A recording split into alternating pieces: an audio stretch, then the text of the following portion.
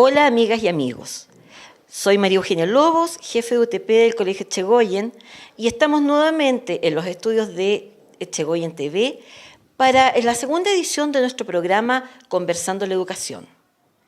En esta ocasión vamos a conversar respecto de teorías de aprendizaje y específicamente nos vamos a referir a las teorías conductistas y constructivistas y en cierto modo también a la teoría sociocrítica. Para ello hemos invitado a dos profesores de larga trayectoria en nuestro colegio y que son absolutamente echegoyanos. Me refiero a la profesora de biología, Verónica Salgado, y al profesor de historia, Rafael Bastías. En nuestro país todos nos creemos expertos en educación. Pero ¿qué es lo que realmente sucede en las aulas? ¿De qué forma nosotros llevamos a cabo los procesos de enseñanza para que nuestros alumnos, nuestros estudiantes, efectivamente logren los aprendizajes que ellos requieren? Para eso vamos a conversar entonces con nuestros colegas Verónica y Rafael, que tienen estilos de enseñanza absolutamente diferentes, pero sin embargo ambos logran muy buenos resultados con sus alumnos. Verónica, ¿tú llevas cuántos años ya en este bagaje educacional? Yo egresé de la universidad el año 1981 y empecé a trabajar en este colegio el año 1987. Es decir, son 27 años aproximadamente que trabajo acá. Entonces comprenderás que han habido varias generaciones, 2 generaciones de séptimo a cuarto medio y 2 generaciones de primero a cuarto. Y entre ellos hasta Rafael fue alumno mía. ¿Rafael fue tu alumno? Sí, fui alumno de la distinguida profesora Carmen. Rafael, ¿tú entraste a estudiar al Colegio Echegoyen en qué curso? En primero medio entré a estudiar acá. Estudié por una beca que me la entregó la liga y luego me desempeñé en el área del ajedrez también acá.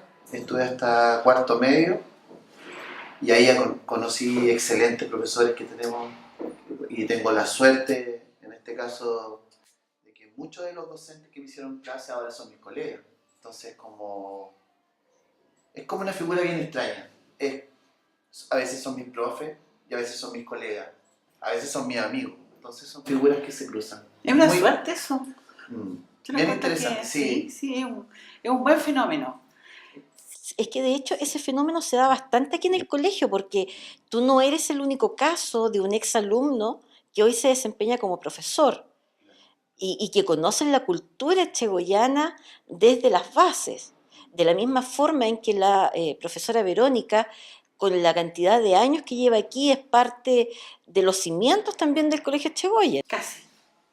Casi porque la enseñanza media partió aquí, según tengo entendido, el año 84. O sea, tú llegaste al... Llegué cuando estaba todavía formándose lo que era enseñanza media. Eran 2 cursos por nivel. ¿Ya? Entonces era un colegio chiquitito donde pocos alumnos por curso además. Y era muy familiar. Pero creo que a pesar de la cantidad de años, y lo puede decir Rafael, que fue alumno y ahora profesor, creo que es una característica del colegio esa, la cercanía, sí, la intimidad y el conocer, el contacto tan familiar con los alumnos. Creo que es una ventaja, es un plus que tenemos y que nos permite de alguna manera jugar un poco en el aula con los estilos de aprendizaje que tú nombrabas hacer. Ahora, Rafael, tú, habiendo sido alumno de Verónica, conoces exactamente su forma de trabajar. Sí. ¿Qué es lo que te ha llevado a ti a basar tu pedagogía y tu forma de enseñanza en una teoría que raya entre el constructivismo y más que nada la teoría sociocrítica del aprendizaje, con una transversalidad que habitualmente no se da en aula? Claro. A ver, bueno, todo esto de las perspectivas, los paradigmas educativos, uno lo va adquiriendo precisamente en la formación inicial en la universidad. Y ahí los profesores como que generalmente van vinculando sus intereses a las focalizaciones de sus clases y posteriormente después como que van invitando a seguir ese tipo de escuelas diferentes. Y en la universidad me basaba mucho hablando de Piaget, después de Vygotsky, después Brunner, y ahí estamos entrando al terreno de la escuela.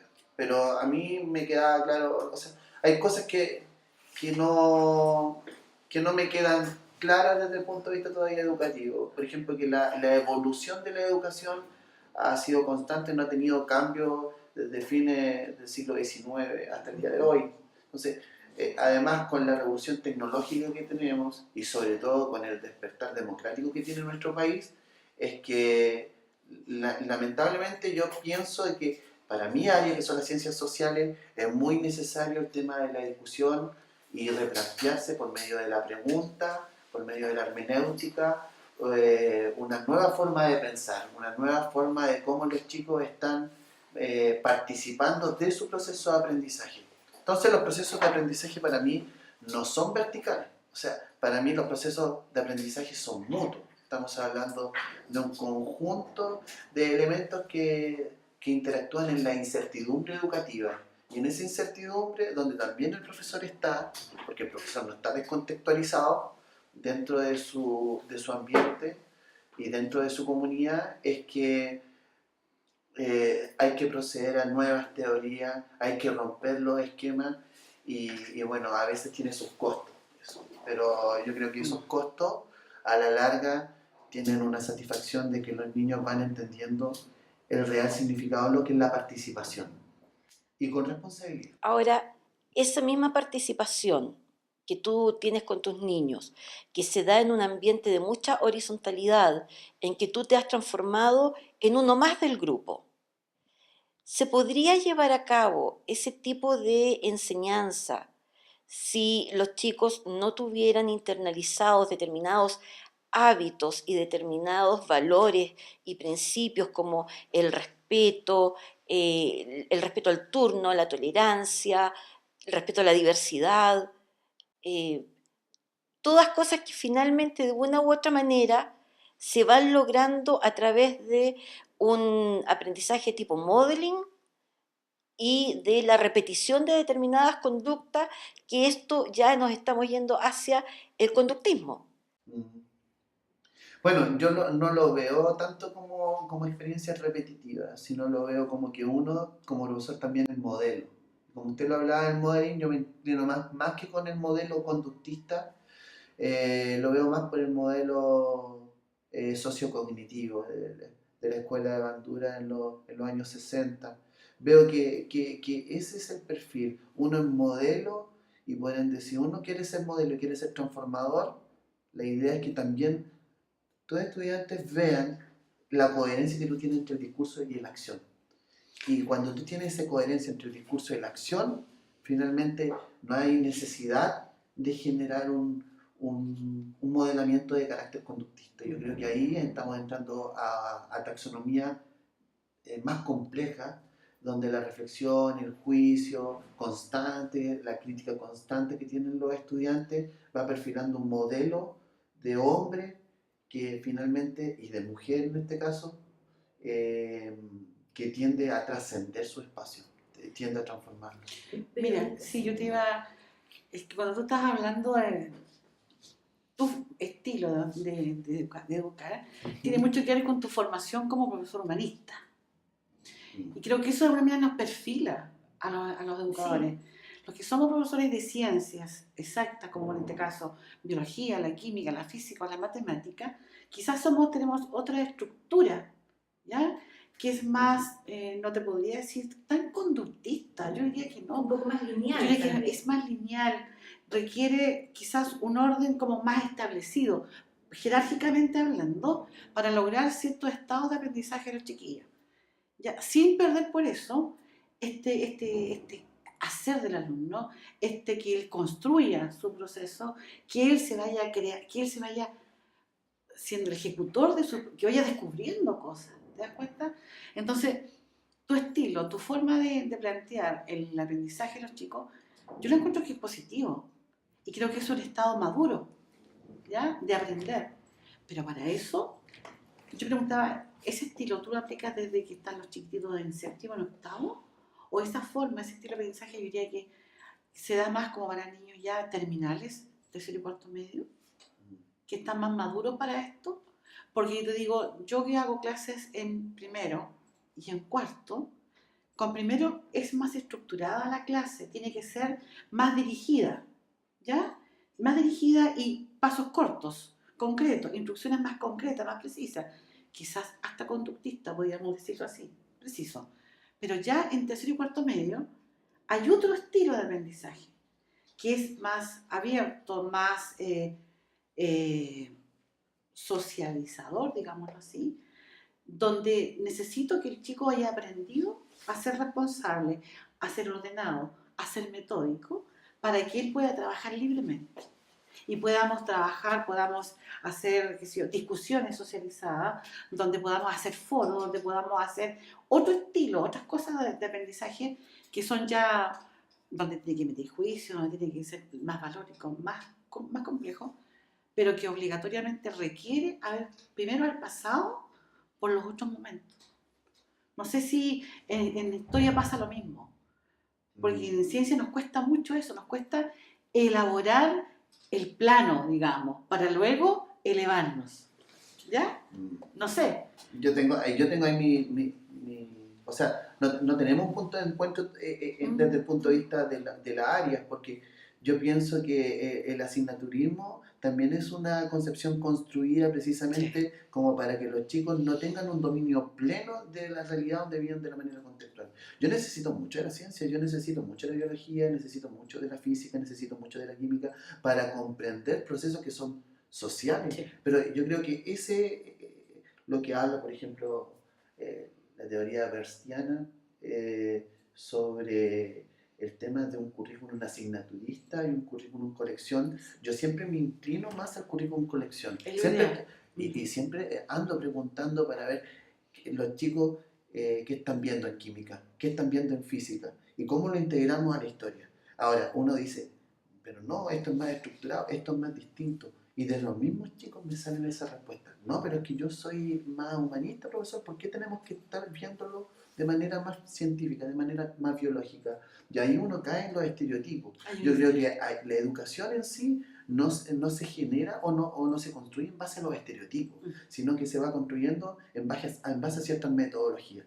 Y bajo ese aspecto yo pienso que si bien los ejercicios, si bien los contenidos más conceptuales, no tan abstractos, se necesitan primero ejercitarse de una manera con un hábito, ¿cierto? O generar algún tipo de conductismo inicial, que es como hacer los ejercicios para que los niños lo internalicen. Yo creo que el verdadero propósito es construir aprendizaje significativo, que al niño realmente le sirva en su cotidianidad esos ejercicios. Ahí es donde lo internaliza y lo hace suyo.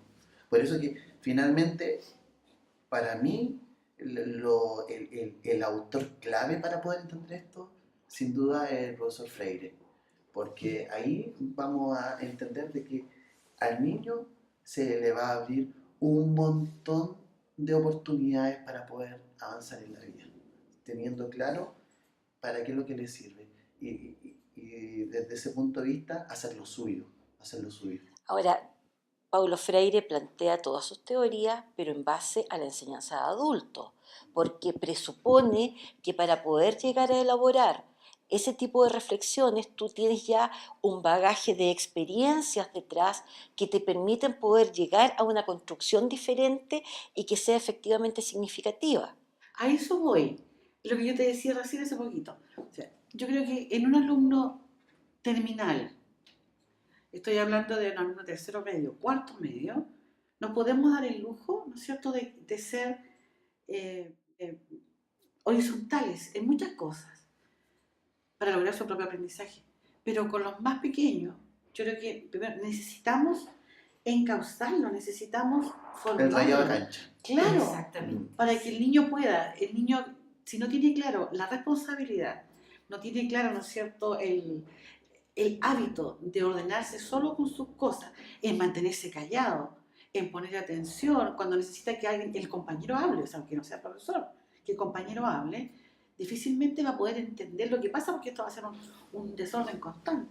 Entonces yo creo que desde pequeñito, o sea, si pudiéramos lograr una estructura equilibrada desde que el niño parte de kinder en adelante, el proceso de que él se autoconozca, que sea capaz de autocontrolarse, ¿ya? Y de manejar el trabajo con los pares de una manera participativa, sin duda que tendríamos un aprendizaje ideal, o sea, sería Correcto. todo significativo, Correcto. pero necesitamos, porque el medio además nos influye mucho. Los papás nos Así influyen, es. los papás nos exigen, ¿cierto? Resultados concretos. Mm. Y lamentablemente que se nos miden, po. Nos miden en resultados tanto internos como externos también. Entonces, ¿cómo paginamos todo eso? Bueno, ahí es donde yo concuerdo contigo en el tema de que en los primeros estadios de, ¿De desarrollo? de desarrollo, ¿cierto? Del aprendizaje, necesariamente tú tienes que pasar por un conductivismo, pero superarlo. O sea, es supuesto, el sin duda. estadio inicial del conductivismo, luego te inserta a teoría sociocognitiva, ya aquí a donde viene el modelo y todo lo que se está trabajando en primer ciclo, pero yo pienso, y soy convencido, que desde el segundo ciclo en adelante uno puede aplicar constructivismo. Ahora, yo creo que las condiciones familiares no están dando aquí, en este caso, una especie de espada de Damocles para aplicar el constructivismo en el segundo ciclo, porque lamentablemente hay cosas que no se están reforzando en la casa. Pero mira, los niños cuando están en el primer ciclo, todo aquello que diga su profesor es ley. Y jamás van a poner en duda lo que les está diciendo el profesor. Nosotros estamos haciendo en estos momentos el trabajo de, a partir de tercero básico, asignaturizamos la rotación de profesores. Entonces tienen su profesor de matemática, lenguaje, ciencias naturales, ciencias sociales, y de arte, etcétera, educación física e inglés. Sin embargo, los niños, a pesar de esta rotación de profesores, cada uno de estos profesores sigue siendo ley. Llegamos a quinto básico y ellos aún traen este bagaje de estar tranquilos, de no estar haciendo desorden porque sí y de escuchar al profesor. Y algo sucede entre sexto y especialmente séptimo en que los chicos de una u otra forma se nos escapan de las manos. Y es donde empezamos a decir, ¿qué pasó? ¿No supimos formar hábitos? Porque finalmente de una u otra forma el tema de los hábitos viene siendo conductismo. Entonces, ¿no supimos formarle los hábitos? ¿O efectivamente es el medio social el que está influyendo en que este niño ya haya perdido parte de la autogestión de su ser? ¿Qué es lo que nos pasa entonces entre sexto y séptimo básico?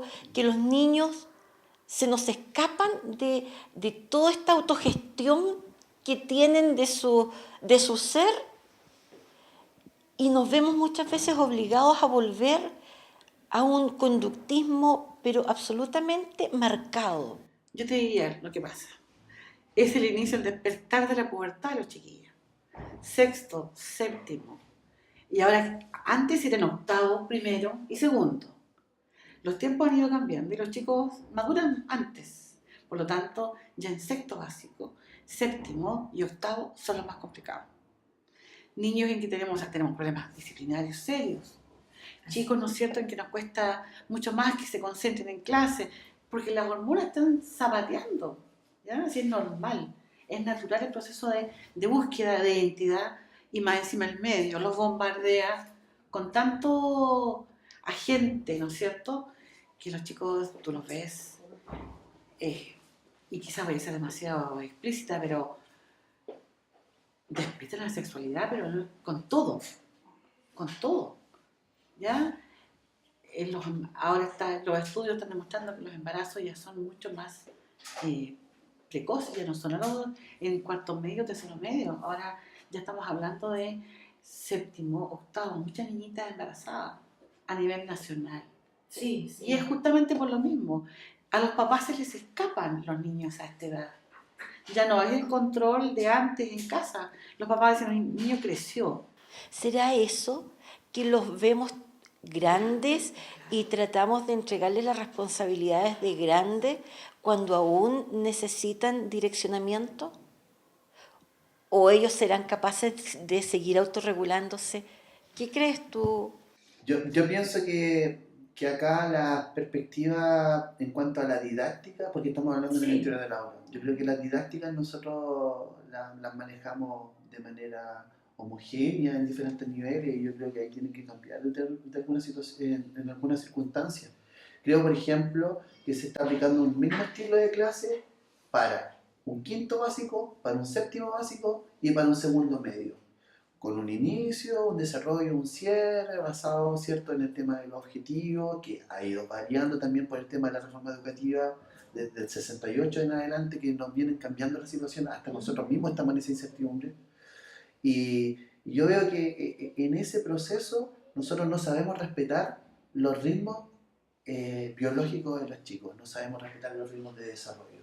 Yo creo que ahí las clases, si uno la quiere hacer de manera constructivista, uno tiene que trabajar.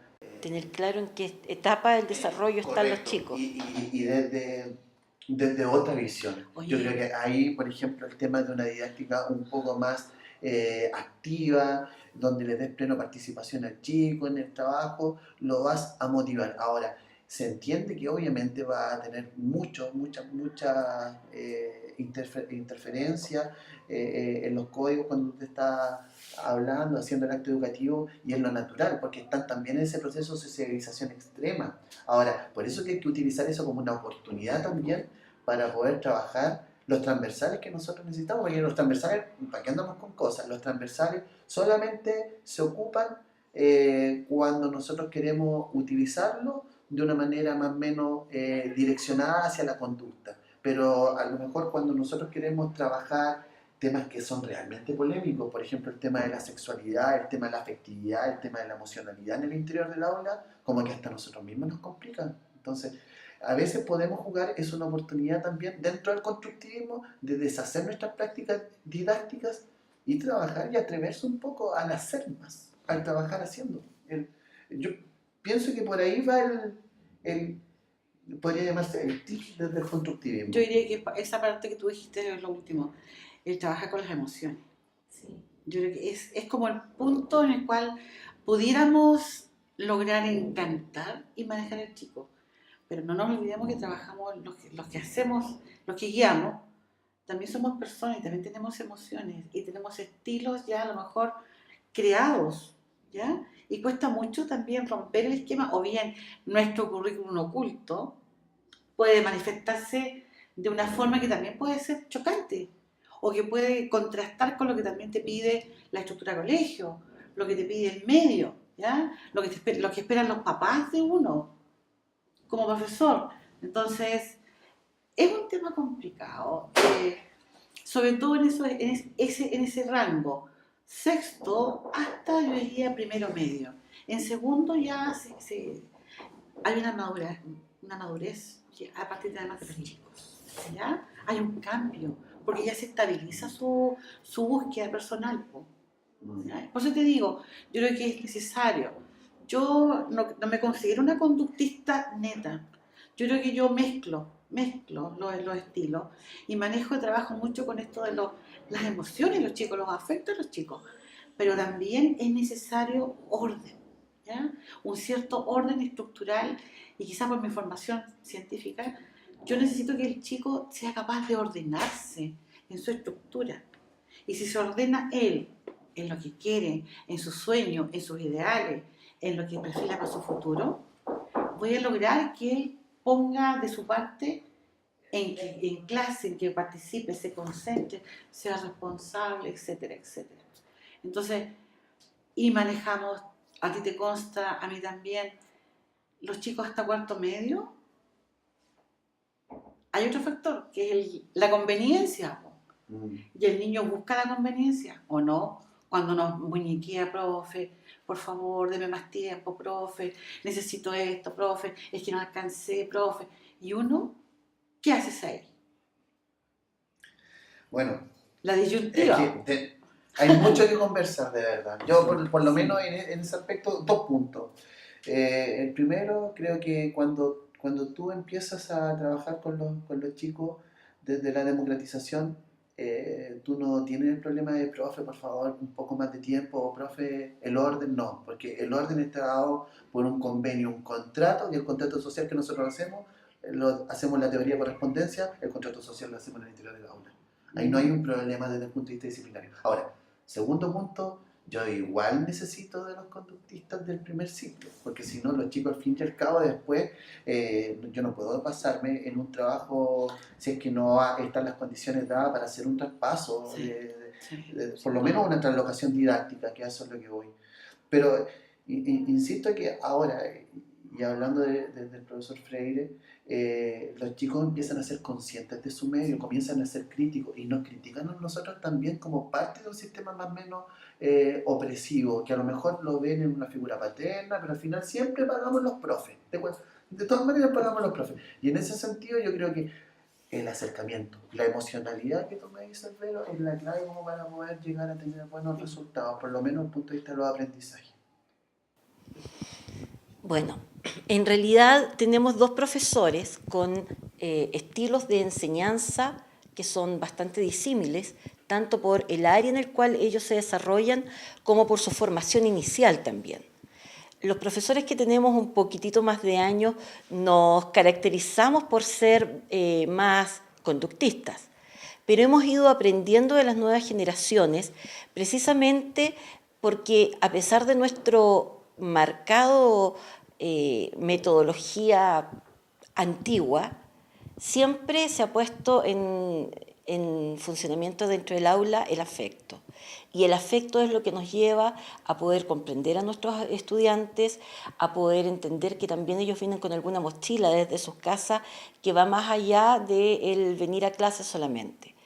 Y eso lo rescatamos dentro de las formas de enseñanza. Aquí en el colegio, tal como nos decía el profesor Bastida, los niños están acostumbrados a exponer sus opiniones, a manifestar sus diferencias, a decirle a un profesor, no estoy de acuerdo, pero en un ambiente de respeto.